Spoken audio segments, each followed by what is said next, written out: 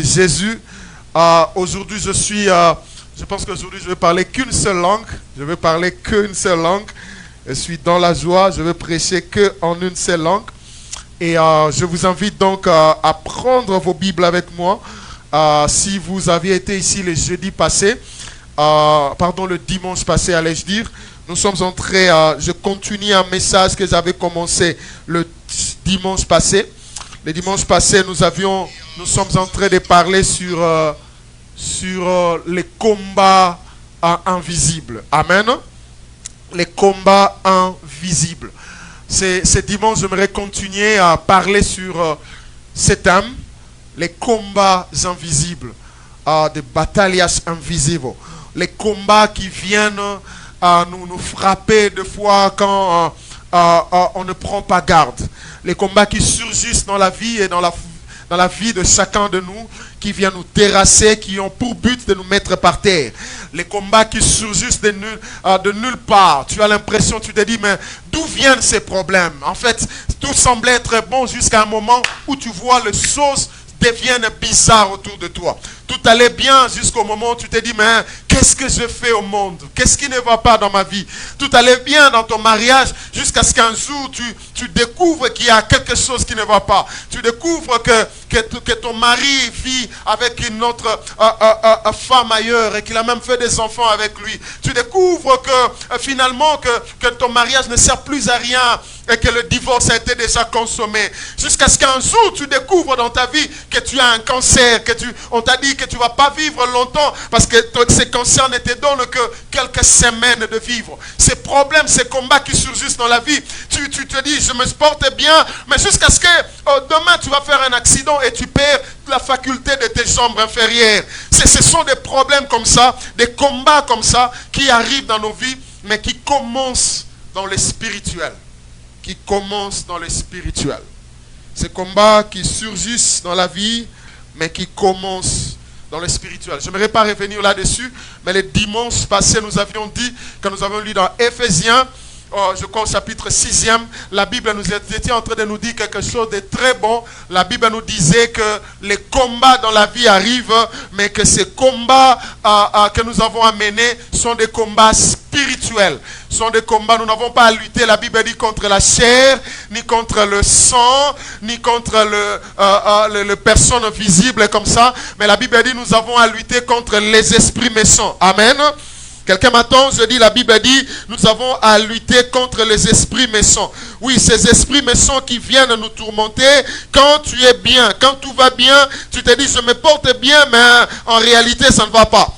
Tu te dis, je me porte bien, mais laisse-moi te dire, en réalité, ça ne va pas. Et la Bible me dit quelque chose de très important, que notre combat n'est pas un combat charnel, n'est pas un combat du sang, n'est pas un combat de la chair, mais c'est un combat de l'esprit. Et la Bible le dit même bien, nous avons à lutter contre le prince de ténèbres, contre les principautés, contre les dominations. Mon ami, si dans la vie tu n'apprends pas à lutter, si dans la vie tu ne prends pas à combattre, alors tu seras surpris. Il y a des combats qui nous arrivent comme ça, il y a des choses qui arrivent dans nos vies qui nous détruisent complètement parce qu'on n'a pas pris garde. Amen. Savez-vous, on est tous ici dans cette salle. Si quelqu'un est entré par une de nos portes ici, avec une arme ici, si on ne le voit pas, il peut facilement nous abattre. J'étais scandalé une fois. Je suivais quelque chose qui m'a fait très mal. C'était une information. En fait, il y a eu un monsieur qui s'est introduit dans une église, je crois que c'était en Caroline du Sud, qui s'est introduit dans une église avec une arme. Et quand il arrive à l'église, c'était un jeune homme blanc. Il ouvre le feu, personne ne l'avait vu avec l'arme, personne ne l'a vu venir. Il est entré dans l'église, il a ouvert le feu, il a tué pratiquement la majorité des membres de l'église, y compris les pasteurs. Savez-vous, c'est horrible, c'est vraiment terrible. Ça, c'est le genre de combat qu'on peut voir. Mais malheureusement, ce monsieur-là, quand il est entré avec son arme, personne ne l'a vu. Pourtant, c'était une arme d'assaut, comme le disent le militaire dans l'armée. Une arme d'assaut. C'est-à-dire, il est entré avec son arme, il a commencé à tirer sur tout le monde et il a tué ces jours-là la majorité des membres à l'église. Mes amis, aujourd'hui, je ne te suis pas venu te parler de ce genre de combat où facilement tu peux identifier ton ennemi venir, mais je suis venu te parler de combats invisibles où des fois on a du mal à identifier son ennemi. Ou des fois on a du mal à connaître qui est derrière cette situation. Des fois quand on est sans discernement, on pense que c'est son oncle. Alors on commence à haïr son oncle. Des fois quand on est sans discernement, on pense que c'est sa tante. On pense que c'est sa mère, on pense que c'est son père. Alors on commence à haïr son père, sa mère, sa tante. Des fois quand on est sans discernement, des fois on fait beaucoup de mauvaises choses. Parce qu'on est sans discernement.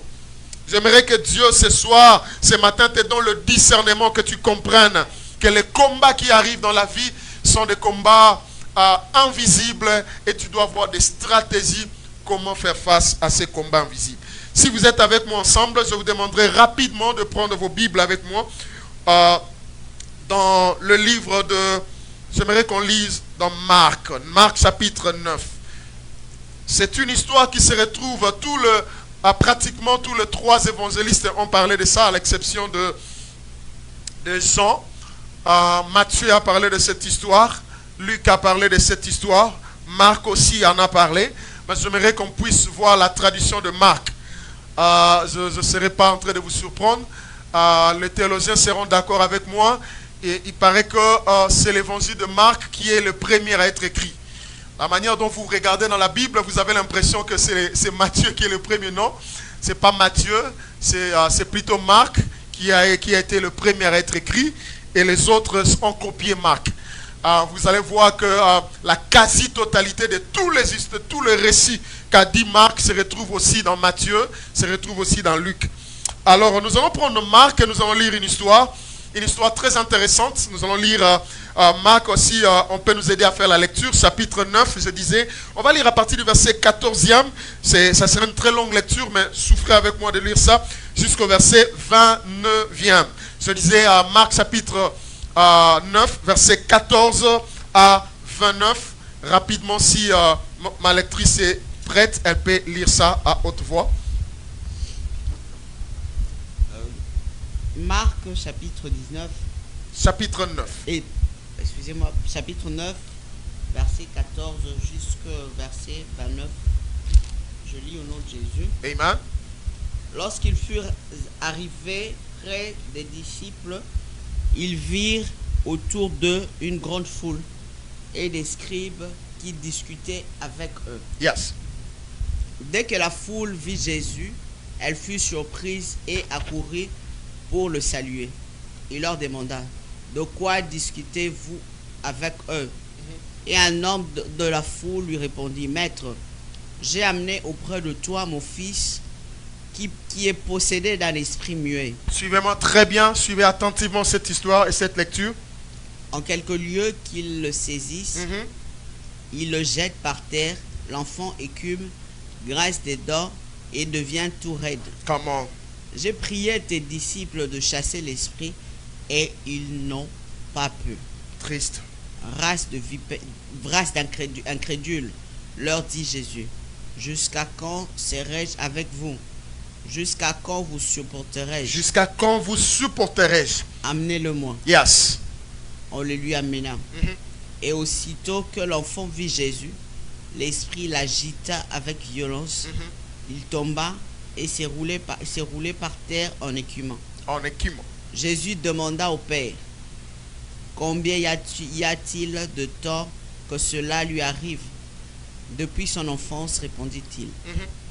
Et souvent l'esprit l'a jeté dans le feu et dans l'eau pour le faire périr. C'est triste. Mais si tu peux quelque chose, viens à notre secours, aie compassion de nous. Jésus lui dit: si tu peux, tout est possible à celui qui croit. Vraiment.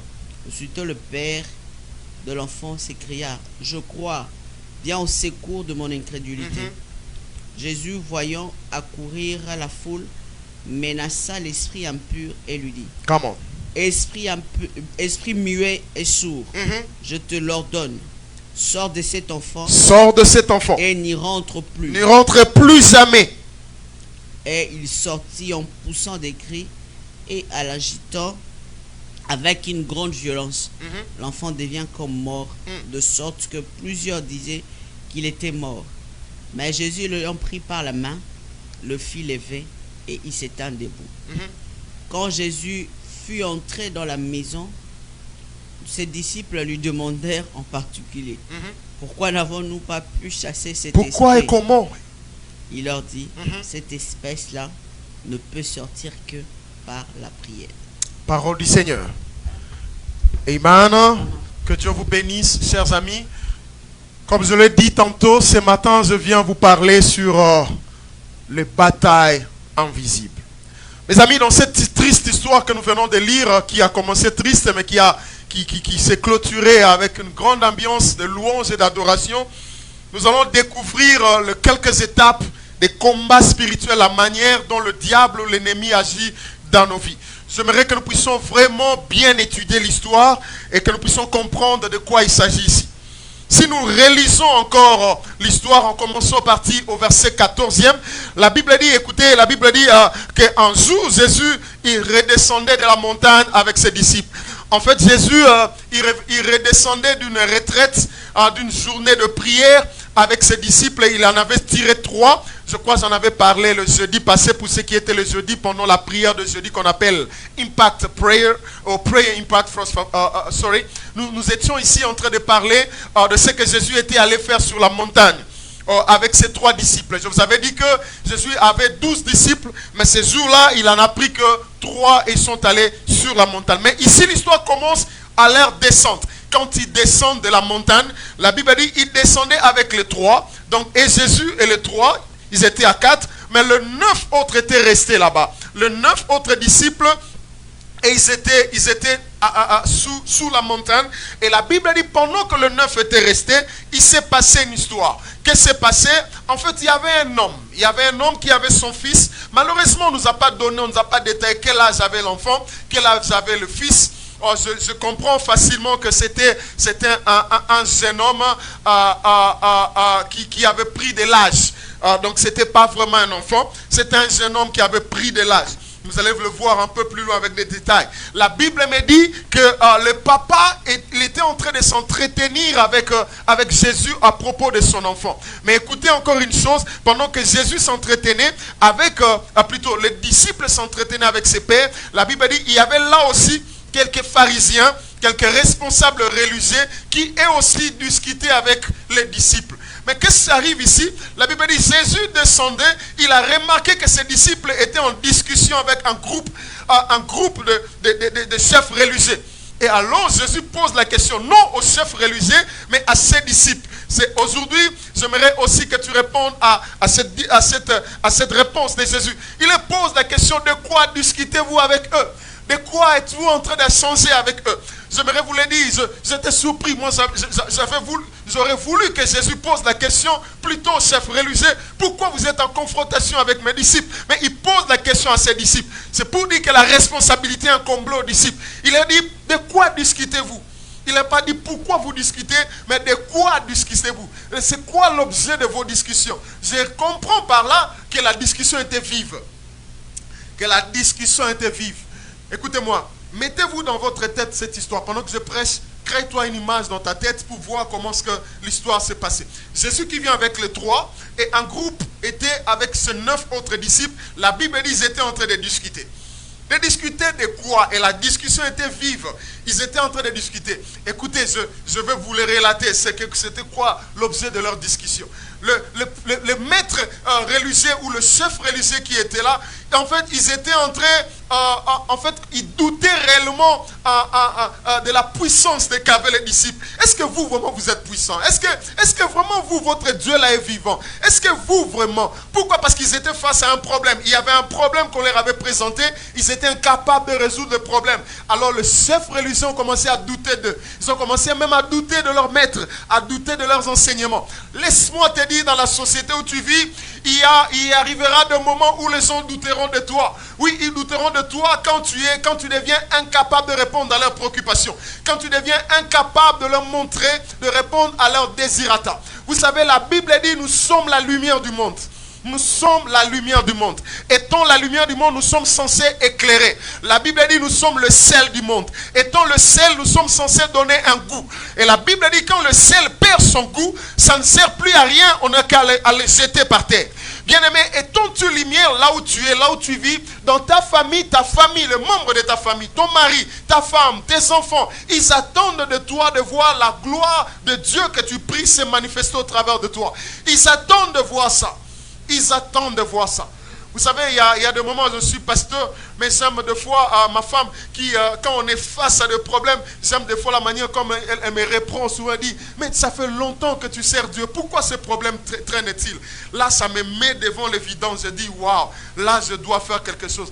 Des fois, je ne lui dis pas, mais quand je vais seul en prière, je dis, Seigneur, elle a raison, ça fait longtemps que je te sers, mais pourquoi ce problème nous résiste-t-il? Pourquoi ce problème traîne-t-il? Pourquoi il n'y a pas de solution à ces problèmes? De la même manière, dans nos vies, il y a aussi des oppositions pareilles. Des gens ont besoin de voir Dieu se manifester dans ta vie. Tu es devenu chrétien, ça fait longtemps, c'est pas une bonne chose. Mais les gens ne vont pas à se rassasier de ta chrétienté. Ce n'est qu'un titre, ce n'est qu'une étiquette. Mais les gens ont besoin de vivre, de voir Dieu au travers de toi. C'est ce qui va les attirer à Dieu. Oh, alléluia. Je prie Dieu que tu ne dors pas ce matin. Je prie Dieu que ce message soit pour toi. Je prie Dieu que Dieu te parle. Bien-aimé dans le Seigneur, ses disciples étaient en confrontation avec ses disciples, avec ses chefs religieux. Donc, il est traité des incapables. Il est traité de vauriens. Comment vous ne pouvez rien faire? Comment ce problème vous dépasse? Alors, Jésus qui vient, il leur pose cette question et finalement, la Bible dit un homme va se présenter. Les disciples n'ont même pas eu le temps de répondre, mais il y a un homme là qui va parler le premier. Il dit, en fait, maître, c'est moi le problème. Le problème, c'est que je suis venu avec mon fils. J'ai un fils qui a un problème. Oui, j'ai un fils qui a un problème. Mon fils est tourmenté par un mauvais esprit. Mon fils est tourmenté par un mauvais esprit qui le rend muet et sourd. Qui l'empêche non seulement de parler, mais aussi d'écouter. Quel problème, quel diagnostic. Il dit, mais Jésus, le problème c'est que j'ai apporté mon fils vis-à-vis de tes disciples. Parce que je m'attendais qu'ils prient. En fait, j'étais venu, on m'a dit que tu n'étais pas là. Alors quand je les ai trouvés, j'ai dit, ça fait bien que vous êtes là. Ça fait bien que vous êtes là. Alors résolvez le problème de mon fils. Mais seulement, ça fait combien de temps on a passé ici, il n'arrive pas. Il n'arrive pas, il prie, mais rien n'arrive, rien ne se fait. Il n'arrive pas à faire quelque chose. Et là, j'aimerais entendre la réponse de Jésus. Jésus qui regarde encore une fois ses disciples, il les réprimande en leur disant, gens de peu de foi, gens de peu de foi, jusqu'à quand serai-je avec vous? Jusqu'à quand vous supporterai-je? Je pose la question à Jésus, pourquoi tu leur parles ainsi devant les hommes? Jésus, pourquoi c'était comme une humiliation. Pourquoi tu leur parles ainsi? Mais en réalité, ce n'était pas Jésus qui les humiliait, c'est eux qui ont humilié Jésus. Parce que Jésus se disait, mes disciples me connaissent, ils sont avec moi, je partageais la majeure partie de ma vie avec eux. Donc, je leur ai tout montré, ils seront capables de tout faire. Mais Jésus était surpris seulement, après qu'ils aient passé autant de temps avec ses disciples, ils étaient incapables de répondre aux problèmes de la société. C'est la même inquiétude qu'anime le Seigneur aujourd'hui quand il te regarde. Comment tu pleurniches dans ta vie, comment tu pleurniches dans ta famille, comment dans ta famille les choses ne vont pas. Pendant que toi tu es là, tu es un chrétien, rien ne marche, rien ne bouge. Pendant que toi tu es là, tu es dit, tu es un chrétien, tu pries Dieu. Mais la situation dans laquelle tu vis, les gens avec qui tu es avec eux, on ne sent pas que réellement il y a un chrétien avec nous. On ne sent pas que réellement il y a quelqu'un qui connaît Dieu ici avec nous. Ce sont des choses comme ça qui choquent Dieu. Quand Dieu regarde ça, il est choqué. Il dit, mais jusqu'à quand vous supporterez-je? En fait, ce n'était pas Jésus qui les humiliait. C'est Jésus qui a été humilié par leur attitude. Jésus a remarqué que non seulement ils n'avaient pas de foi, mais ils n'avaient pas de puissance non plus. Parce qu'ils étaient incapables de résoudre le problème de la communauté. Mes amis, laisse-moi te dire, dans les batailles invisibles, Dieu attend de toi que tu combattes et que tu remportes la victoire. Dieu n'attend pas de toi que tu pleurnisses. Beaucoup de gens sont chrétiens mais ils sont pleurnisseurs. Beaucoup de gens sont chrétiens mais ils pleurnissent trop. Ils pleurent trop. Ils sont chrétiens, ils vont à l'église. Non pas pour adorer mais pour pleurnisser. Quand il arrive à l'église, il commence, Seigneur mon problème, Seigneur mon mariage, Seigneur ma vie, Seigneur ma situation, Seigneur ma famille. Mon ami, tu pleurnisses trop. Mon ami, tu pleurniches trop. Dieu n'a pas pitié, n'aura pas pitié de toi parce que tu pleurniches trop, parce que tu pleures, parce que les larmes coulent de toi. La Bible dit Dieu se plaît des hommes de foi. Dieu aime des hommes de foi. Dans les domaines de batailles invisibles, dans les domaines de batailles spirituelles, Dieu a besoin non pas de pleurnicheurs, mais des hommes et des femmes de foi. Come on. Je suis en train de dire que dans les combats, dans les cadres des combats invisibles, Dieu a besoin des hommes de foi. Voilà pourquoi Jésus les a traités des gens, de vauriens, si je peux me permettre de le dire. Il a dit, homme de peu de foi, homme insensé, homme de peu de foi. Jusqu'à quand vous supporterez? Jésus a du mal même à supporter pareilles personnes. Jésus, vous le trouverez de pareilles personnes. Même aujourd'hui à Manaïm, ils sont là. Même aujourd'hui dans nos assemblées, ils sont là. Des gens de peu de foi, de peu de puissance. Rien que quand quelque chose ne va pas dans sa famille, ça suffit pour que vous allez entendre quelqu'un dire, pasteur, vraiment, parce que telle chose ne va pas, il est prêt à abandonner l'église. Il est prêt à aller chercher la solution ailleurs. Il est prêt, parce qu'on lui propose autre voie, il est prêt à le faire. Parce qu'il y a un problème qui a surgi dans sa famille. Il y a un problème qui a surgi dans sa vie. On lui propose, comme on le disent les Kinois, Nzela Mukuse. Il est prêt à aller emprunter le chama le plus court. Parce que le mariage traîne à venir. Il est prêt à se corrompre. Parce que je ne sais pas, telle chose peine à venir. Il est prêt à abandonner son Dieu. Mon ami, j'aimerais te dire, s'il te plaît, tu as besoin, tu as intérêt à vivre, à servir ton Dieu avec loyauté. Tu as intérêt à vivre, à servir ton Dieu avec loyauté. Avec loyauté. Mais surtout avoir une vie de foi. Tu dois avoir la vie de foi, la vie de prière.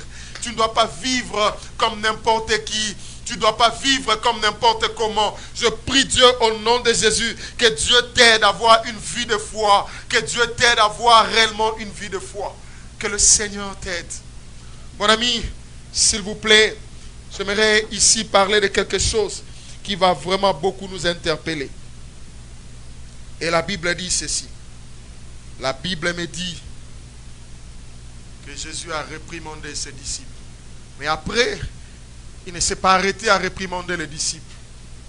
Mais après, il a dit, amenez-moi l'enfant, amenez-moi la personne en question, amenez-moi le problème, amenez-moi le problème. Jésus était prêt à affronter les problèmes. Combien parmi nous aujourd'hui sont prêts à affronter les problèmes? Quand les problèmes surgissent, j'étais en train de dire le dimanche passé, j'étais en train de dire que la vie chrétienne n'est pas une vie de rose. La vie chrétienne n'est pas une vie de facilité.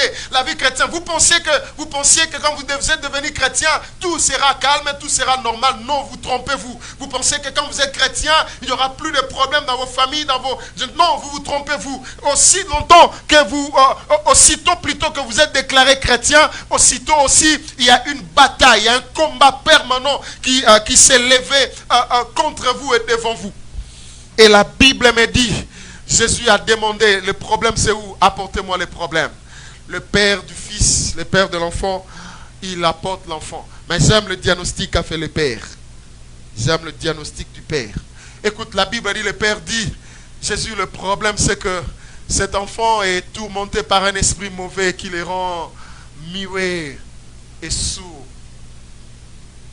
Je pose la question au père de l'enfant. Quel discernement avait-il? Quel discernement? Comment savait-il que la sourdité de son enfant venait par un esprit impur? Comment savait-il que le fait de son enfant de ne pas parler, cela était un effet d'un esprit mauvais? Si j'étais le père de l'enfant, j'aurais dit, en fait, mon enfant a un problème à la gorge. Sa gorge l'empêche de faire sortir des paroles. Si j'étais encore son père, j'aurais dit, Jésus, en fait, mon enfant a un problème auditif. Son oreille là, à l'intérieur, il y a les tympans qui se gonflent, alors il y a des pus. Il aurait dit les choses de cette manière-là. Non, écoutez-moi bien. La Bible dit, le père identifie le problème. Le père ne dit pas que c'est un problème du tympan. Il ne dit pas c'est un problème de la langue. Le père a compris, il a fait un bon diagnostic. Dieu merci, j'étais là, j'allais donner même un 10 sur 10 à ses papas. Il avait l'esprit de discernement que beaucoup de chrétiens n'ont pas. Il avait le don de connaissance que beaucoup de chrétiens n'ont pas. Quand toi tu as des problèmes qui t'arrivent, quand les problèmes t'arrivent, quand tu fais face aux problèmes, dans ton foyer les choses ne vont pas bien, dans ta famille les choses ne vont pas bien. Quand toi tu penses que c'est ta famille, quand tu penses que ces problèmes viennent de là, mais pour ces messieurs, c'était un problème qui venait des esprits impurs. C'était un problème qui venait des esprits impurs. Il savait bien faire le choix. Il savait bien identifier la source de son problème. Quand toi tu penses que ce qui t'arrive par hasard. Tu penses que ce qui m'arrive, pasteur, c'est par hasard seulement. Je ne sais pas, je ne dors pas bien. Je ne sais pas, pasteur, je n'arrive pas à venir à l'église. Quand toi tu penses que c'est par hasard, laisse-moi te dire, ce n'est pas l'effet du hasard. Quand toi tu penses que non, je ne sais pas pourquoi mon mari, depuis un certain temps, il ne m'aime plus. Depuis un certain temps, il ne me supporte plus. Depuis un certain temps, il n'est plus avec moi ensemble. Je ne sais pas. Toi tu penses que c'est normal. Laisse-moi te dire, tu es dans l'erreur. Quand toi tu penses que la cause de ton problème, les santé que tu as là, qui se dégrade, le boulot que tu as là, on te fait que te limoger, tu as perdu déjà 3 boulots comme ça. Quand tu penses que c'est normal, laisse-moi te dire que tu te trompes. Bien-aimé, quand toi tu penses que ce qui t'arrive parfois par chance, t'arrive parfois parce que voilà, tu étais au mauvais côté, au mauvais moment. Laisse-moi te dire, tu te trompes. Alors beaucoup de chrétiens se trompent. Mais ce papa, lui, il avait le don de connaissance. Il a identifié son problème. C'est pas Jésus qui a dit que c'est un esprit impur. C'est lui qui dit à Jésus. Il dit, un esprit impur vient rendre mon fils sur un muet. Pourquoi nous chrétiens, nous aussi, nous n'avons pas la possibilité de voir que la source de nos problèmes, c'est le diable. J'aimerais dire à un homme qui est ici, la source de ton problème, ce n'est pas ton oncle, non. Je hâte, vraiment, ça me fait très mal ces derniers temps, avec tout ce qu'on voit comme prophétie. Le prophète, j'aime beaucoup le prophète, j'ai beaucoup d'amis prophètes, mais les prophéties de foi, quand tu les suis, tu te dis, Seigneur mon Dieu. Dernier temps, j'étais choqué, pas seulement moi, c'était les gens qui ont mis ça sur Facebook, un prophète qui était en train de prophétiser des choses dans la vie d'une femme, et j'étais là que pour voir les commentaires. Moi-même, j'étais choqué.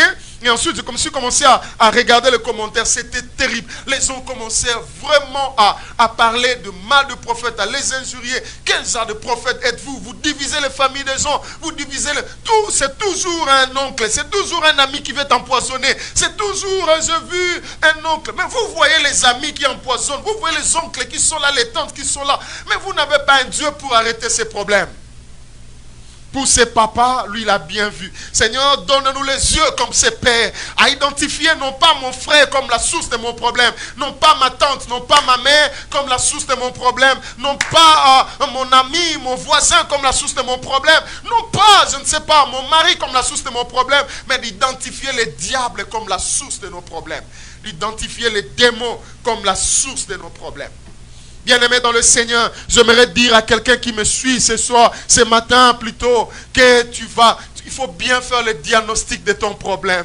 Tu condamneras les gens pour rien. Tu changeras les églises pour rien. Aujourd'hui, je vois les gens changer les églises. Je vois les gens commencer d'une église à l'autre. Tu changeras des... Le problème, ce n'est pas ton église. Le problème, ce n'est même pas ton pasteur. Le problème, c'est toi-même. Toi-même.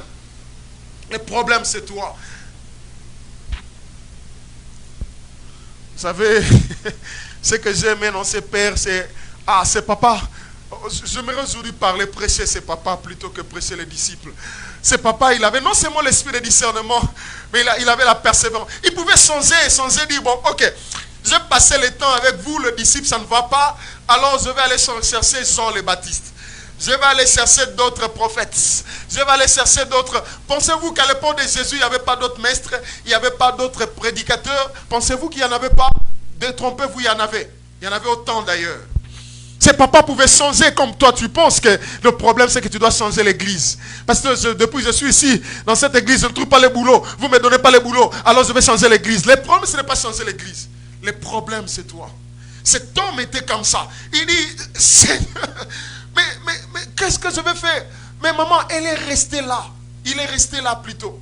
Je prie Dieu que Dieu te donne à comprendre que ton problème, ce n'est pas ton église. Que ton problème, ce n'est pas ton pasteur. Ton problème, c'est toi-même. Tu as le manque de discernement. Ton problème, c'est que tu confonds. Tu confonds celui qui est derrière ton problème et celui que tu vois devant toi. Ton problème, c'est que tu confonds l'invisible avec le visible. Ton problème, c'est que toi, tu penses que ton ennemi, c'est ce que tu vois. Oh, ton ennemi, c'est pas celui que tu vois. Ton ennemi, c'est celui que tu ne vois pas.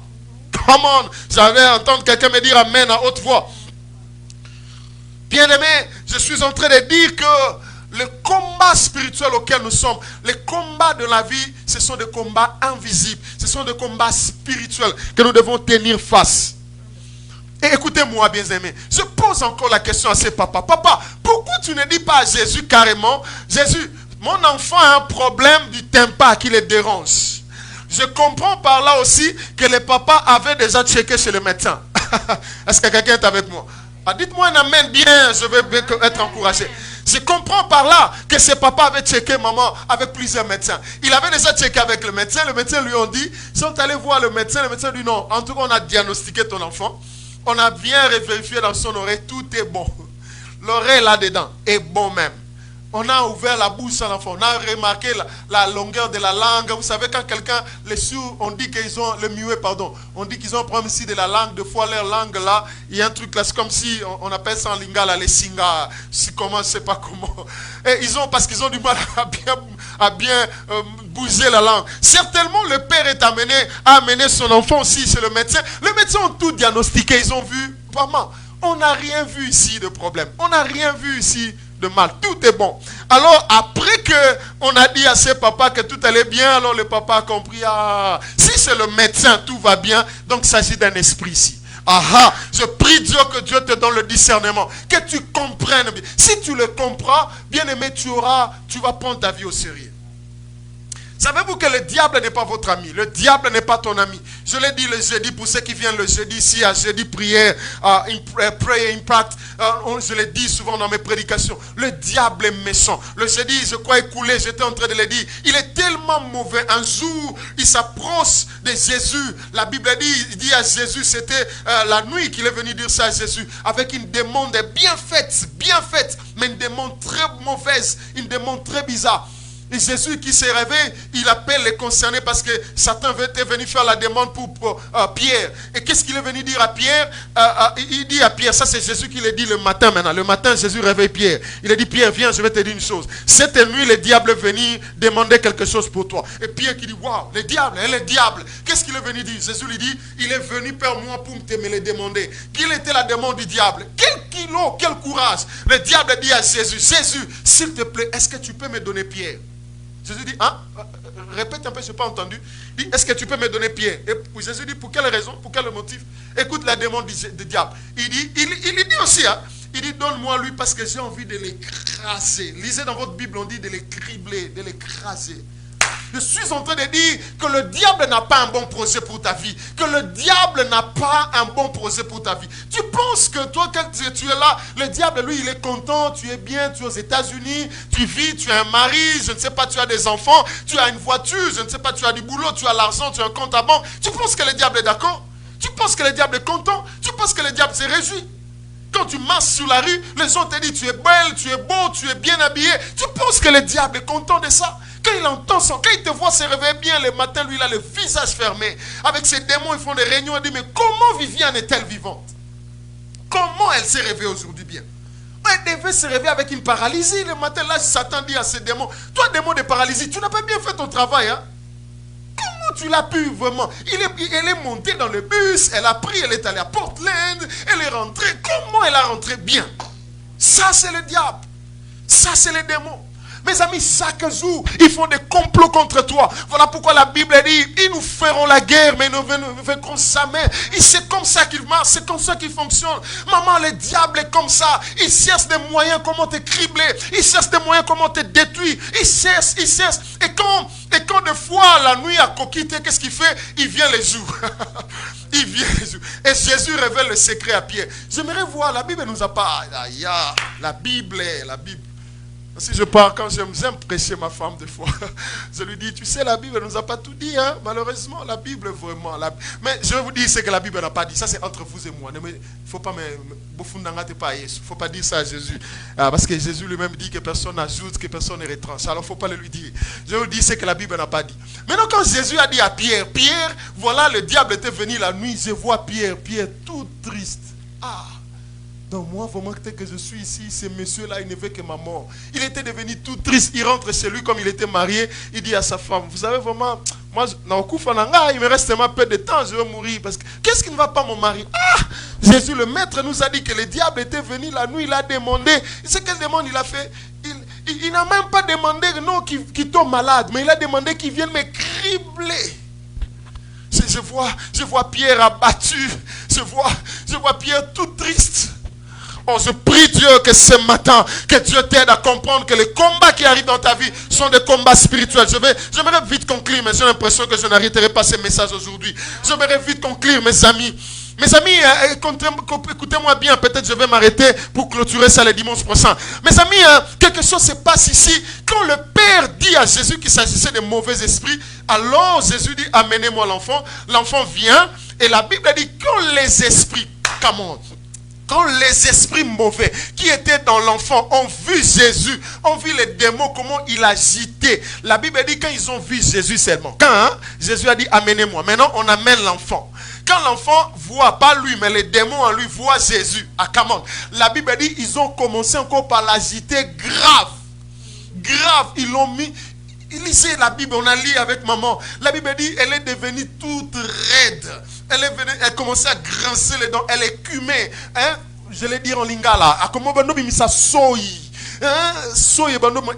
Baby, vous voyez l'enfant commencer, la Bible dit, elle commençait à rouler par terre, à rouler par terre. Pendant que le diable faisait ces manifestations-là, Jésus pose des questions au papa. Il lui dit, monsieur, ça fait combien de temps? Je dis, Jésus, le temps passe, Jésus, occupe-toi d'abord de l'enfant. Mais Jésus, il s'occupe de la durée, il veut d'abord connaître. Ça fait combien de temps? Parce qu'il avait peur, il avait la peine, la compassion, pour voir comment l'ennemi peut-il rendre animal quelqu'un comme ça. Comment? Bien aimé, le diable a pour but, je vous dis vrai.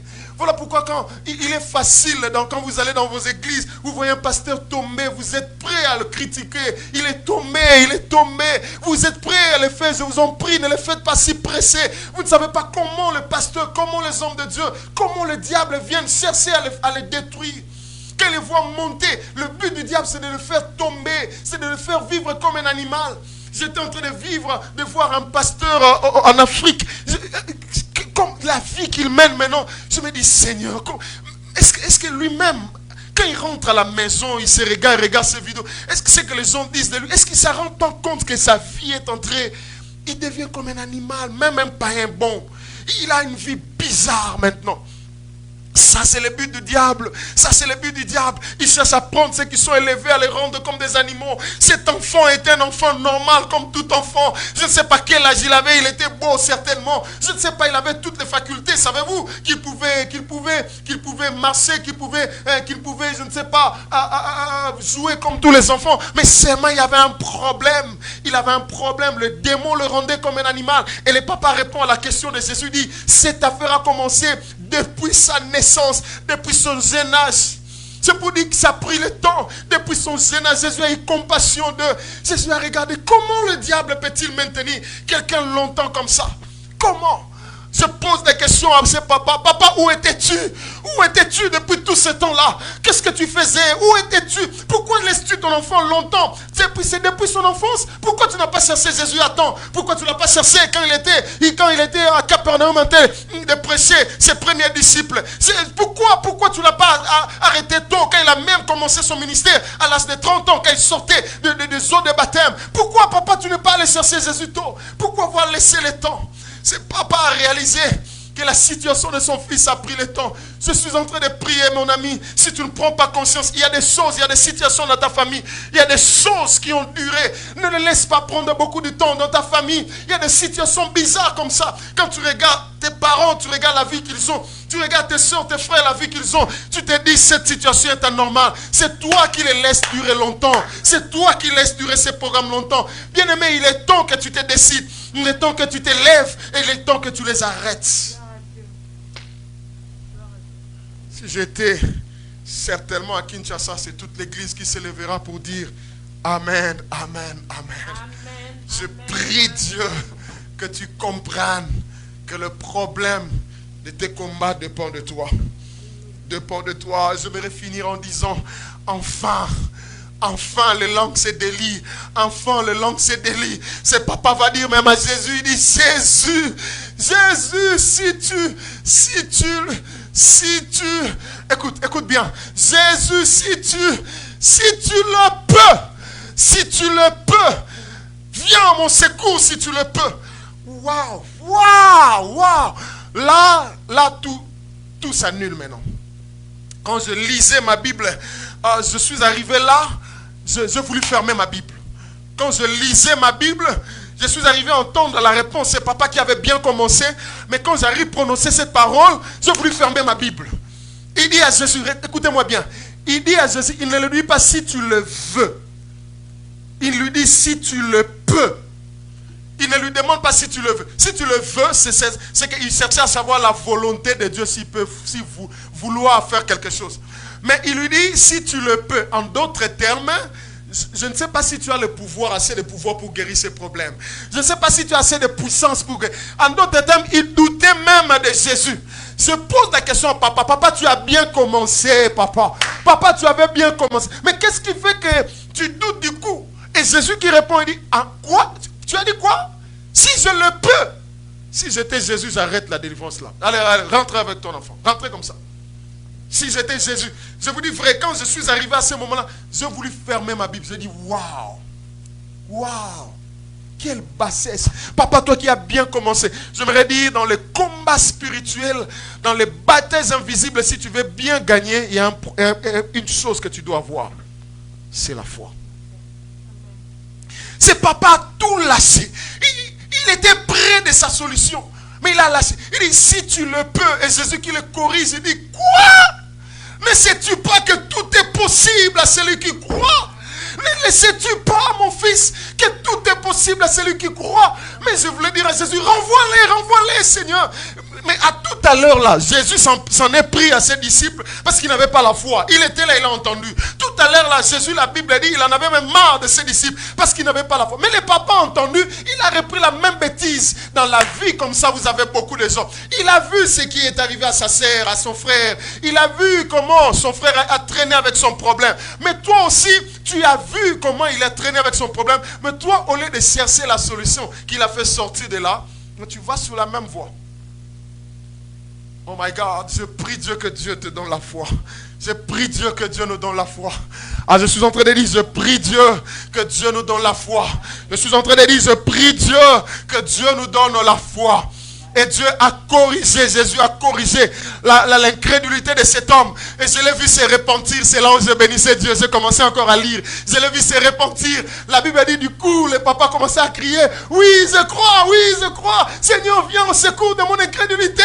Oui, je crois. Viens au secours de mon incrédulité. Oh my God. Seigneur, donne-nous des hommes comme ça, qui reconnaissent leur incrédulité, mais qui changent leur attitude, qui changent leur comportement. Le problème, ce n'est pas Jésus. Le problème, c'est que toi, tu dois changer ton attitude. Le problème, ce n'est pas que l'église qui ne fonctionne pas. Le problème, ce n'est pas le pasteur qui n'a pas l'onction. Le problème, c'est toi qui dois changer ton attitude. Le problème, ça vient de toi. Change ton attitude et Dieu fera le reste.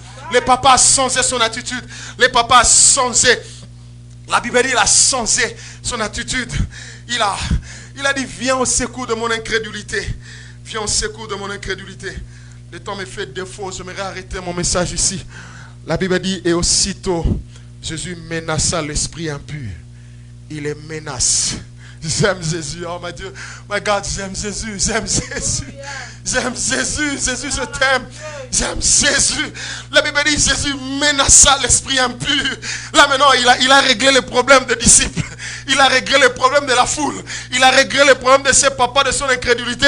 Là, il s'adresse à la source du problème maintenant. Qui était le démon, l'esprit impur? La Bible dit, Jésus a dit esprit impur. Lisez la Bible, vous le verrez. Il a dit esprit impur, toi esprit muet et sourd, qui rend cet enfant muet et sourd. Il s'adresse à lui. Je t'ordonne, sors de ce corps. J'aime ce qu'il a même dit. Et n'y rentre plus jamais. Comment? Alléluia. Jésus, il a dit ne rentre plus jamais. Je prie Dieu, comme homme de Dieu, je parle sur les problèmes qui te dérangent. Je parle aux problèmes qui dérangent ta famille. Je parle aux problèmes qui dérangent ta vie. Je parle aux problèmes qui dérangent, je ne sais pas, ton mari. Je parle comme un homme de Dieu. Oh, avec l'autorité que j'ai reçue de Dieu. Même toi qui me suis au travers de l'internet, j'ordonne maintenant au Christ Jésus. Jésus, le Christ, qui est au-dessus de tout. J'ordonne à ton problème de te libérer maintenant. Ces problèmes qui n'ont fait que trop durer. Je donne l'ordre à ces démons qui t'a maltraité, qui t'a maintenu longtemps dans cette situation bizarre. Je leur donne de libérer ton foyer. Je leur donne de libérer ta famille. Je leur donne de libérer ta santé. Maintenant, au nom de Jésus de Nazareth. Sors et n'y rentre plus jamais. Et la Bible dit, aussitôt Jésus parla. Aussitôt, l'esprit sortit. Vous savez ce qu'il a fait? La Bible dit, l'esprit l'a pris, boum, il le jette par terre. Tout le monde a cru que il était mort. Car la Bible